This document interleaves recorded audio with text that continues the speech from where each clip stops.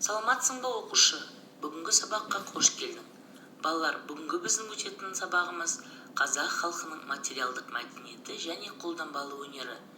Бүгінгі сабақта сендер материалдық мәдениет, қазақ халқының баспанасы, киіз үйдің нышаны, қазақтың қол өнері мен үй кәсіпшіліктері, ою өрнектерінің символикасы туралы білеміз. Және талқылаймыз, талдаймыз. Балалар, үй тапсырмасы, яғни жаңа сабақты 53-ші тақырыпты алдын ала оқып келу және де WhatsApp желісіне жіберілген сілтемелер арқылы бейне баянды көру және қосымша материалдарды қарап келу болатын. Балалар, олай болса, біздің бүгінгі сабақ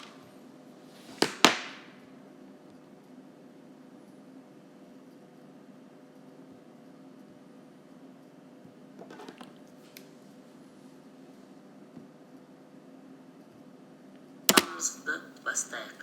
Яғни мұражайға қош келдіңіздер. Балалар, бүгінгі мұражайдың бөлімдері сіздердің топтық жұмыстарыңыз болады. Яғни киіз үй қазақ халқының бірінші баспанасы, бірінші бөлім бірінші топтың тапсырмасы. Екінші бөлім қазақ дәстүрлі қолөнері, бұл екінші топтың тапсырмасы. Қазақ халқының үй кәсіпшіліктері, бұл үшінші бөлім, яғни үшінші топ.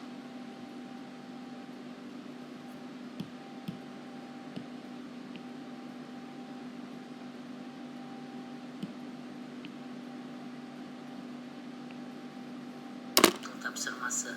Ал төртінші бөлім ой өрнектерінің символикасы, бұл төртінші топтың тапсырмасы. Балалар, әр топтың тапсырмасы WhatsApp желісіне жіберілді. Олай болса, іске сәт. Тапсырмаларды орындаған болсақ, онда бірге отырып талқылайық. Алғашқы баспаналар. Ең алғашқы баспаналар ағаштан, яғни арба үстінде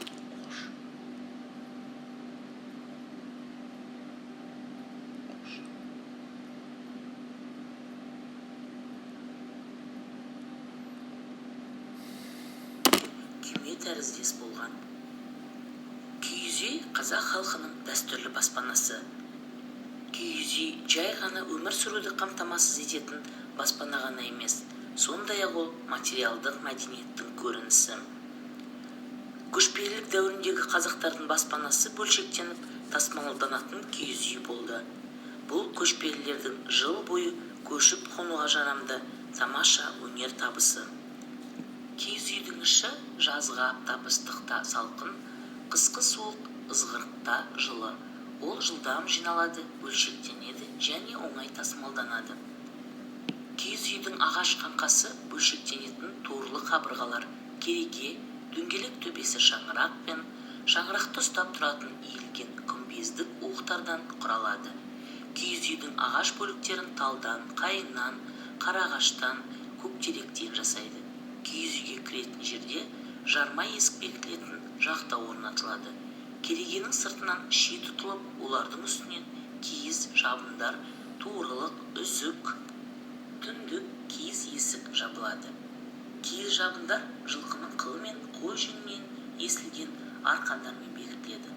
Сонымен бірге керегенің торларын бекіту үшін баулар және қайыстар пайдаланылады. Киіз үй күмбезі бау басқұрулармен және шашақтармен әшекейленеді. Киіз үйдің орталығы ошаққа арналған орын. Кіретін жерге қарсы төр, қонақтарға арналған құрметті орын. Бұл жерде сәнді кілем ілінеді. Үстіне көрпелер мен жастықтар жиылған сандықтар, мылтықтар мен сәнді қамшылар, сондай-ақ қасиетті зат ретінде құрметтелетін домбыра ілулі тұрады. Төрден оңға қарай еркектерге арналған бөлігі. Бұл жерде ер-тұрман, ат әбзелдері, қару, жарақ және де әртүрлі заттар мен тұмарлар сақталынады. Төрден солға қарай шымылдықпен бөлінген әйелдер бөлігі орналасқан. Ол жерде кереует тұрады, үй жабдықтары сақталады. Төрге қарама-қарсы есіктің жанындағы кеңістік босаға. Киіз үйдің көлемі қанаттардың санына, ал қолданылуы көлеміне байланысты. Хандар дәуірінде сән салтанатты киіз үйлер көлемінің үлкендігімен және жасау жабдығының әсемдігімен ерекшеленеді. Ақ киізбен және жібікпен жабылады. Кереге қанаттары аз 4-5 киіз үйлер тұрмыстық қажеттіліктер үшін қызмет етті. Балалар, сіздерге тапсырма киіз үйдің қандай түрлерін білесіңдер?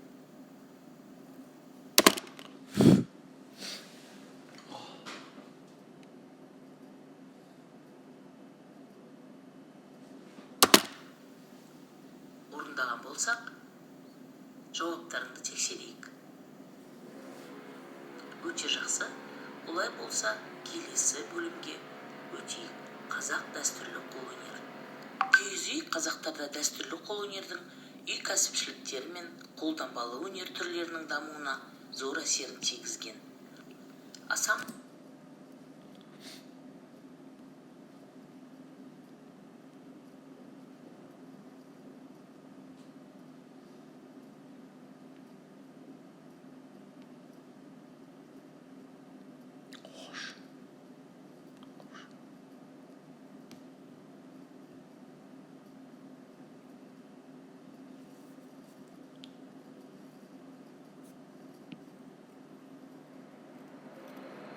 маңызды қолөнер түрі ағаш өңдеу. Киіз үйдің ағаш бөліктерінен басқа, ағаштан әртүрлі еңбек құралдарын, ыдыс-аяқ пен тұрмыстық бұйымдарды, музыкалық аспаптарды жасады. Бұған қоса қазақтарда зергерлік, қару-жарақ жасау, былғары өңдеу, сүйектеу және тас қашау сияқты зергерлік жасады. Бұған қоса қазақтарда зергерлік, қару-жарақ жасау, былғары өңдеу, сүйектеу және тас қашау сияқты қолөнер түрлері дамыды. Зергерлік өнердің кәсіптік сипаты болды. Шебер зергерлер зергерлік техниканың күрделі тәсілдерін меңгерді. Ұста аспаптар металл ыдыстар, ал еркектерде қарулар да жасаған. Тас қашау ісі де ежелгі дәстүрдің бірі. Тастан зират құрылыстары тұрғызылды. Оларға бейнелер мен өрнектер салды. Жазулар жазды. Балалар, екінші топтың тапсырмасы бойынша қолөнер түрлері мен бұйымдарын ата.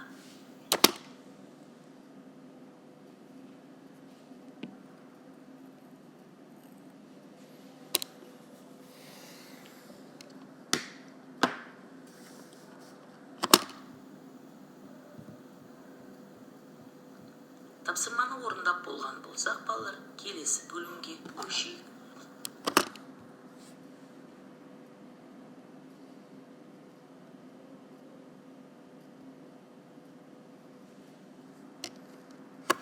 Қазақ халқының үй кәсіпшіліктері. Үй кәсіпшіліктерінің қазақ халқының үй. Тапсырманы орындап болған болсақ, балалар, келесі бөлімге көшейік. Қазақ халқының үй кәсіпшіліктері. Үй кәсіпшіліктерінің ішіндегі негізгісі киіз басу болады. Киіз үйдің сыртқы қабырғаларына арналған, киіздерден басқа ішкі жасау жабдықтарға арналған түрлі түсті киіздер де дайындалады. Киіз басу бірнеше кезеңнен тұрады. Алдымен жүнді дайындап, жүнді сұрыптап, тазартып, бояп, ши төсенішке жаяды. Содан кейін төсенішті орап ыстық сумен ылғалдайды да аяқпен және шынтақпен нығыздауға кіріседі. Бұған үнемі көп адам, әсіресе әйелдер қатысады. Текеметтер еденге төсеу үшін пайдаланылады. Оларды ою түріндегі жүнді жаймалап салу немесе киізден кесіліп алынған оюларды басу әдісімен жасайды. Қабырғаға ілетін және жерге төселетін сырмақтарды дайындаудың бірнеше тәсілі бар. Қарама-қарсы түстегі киіз қиындықтарынан құрастыру, ақ киізге матаны тігу, киізге жіппен кестелеп өрнек салу. Қабырға кілемдері түс киіздер құрастыру, жабыстыру және кестелеу тәсілдерімен жасалады. Әйелдердің келесі бір кәсіпшілігі ши төсеніштер тоқу болды. Қазақ әйелдері тоқыма құрылғысында жүн жіптен киіз үйді сәндеу үшін қажетті түрлі түсті және оюлы бұйымдар тоқыды. Ою өрнектерінің символикасы. Өрнек сәндік қолданбалы өнердің ең ежелгі түрі. Өрнектердің геометриялық өсімдік тектес, жануар тектес және антропоморфты түрлері бар. Қазақ қолданбалы өнердің сақтардың аңдық стилінен шығатын жануар тектес өрнек жетекші орын алады. Әмбебап геометриялық оюлардың шеңбер, айқыш, шаршы, шиыршық деген түрлері бар. Ортасында күн орналасқан шеңбер аспандық жаратылыстың нышанын білдіреді. Тік сызық қуатты даму мен өсуді білдіреді. Әлемдік ағаш үш дүниенің жер асты, жер беті және аспандағы әлемнің қосылу нышаны болып табылады.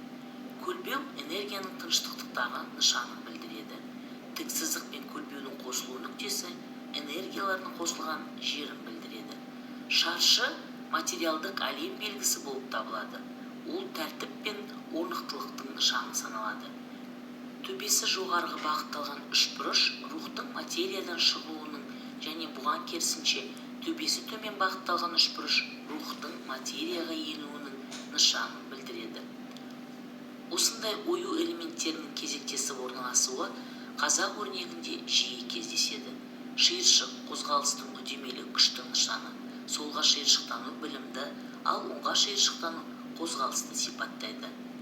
Бұған қоса қазақ өрнегіндегі үш бірлік қарама-қарсы күштермен біріктіруші үшінші күш қазіргі уақытпен астасқан өткен уақыт пен болашақ заңының нышанын білдіретін үш санының магиялық мәнін, сондай-ақ дүниені дуалистік қабылдауды бейнелейтін қарама-қарсылықтар үйлесімі әсіресе сырмақтар мен түс киіздердің өрнектерінде байқалады. Балалар, олай болса, біз мұражайдың барлық бөлімдерін аяқтадық.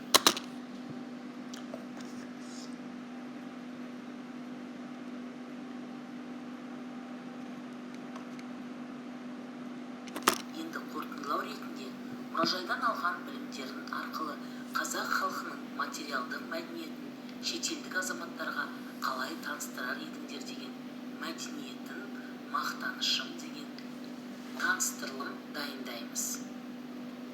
Балалар, осымен сабақ аяқталды. Қош, сау болыңыздар.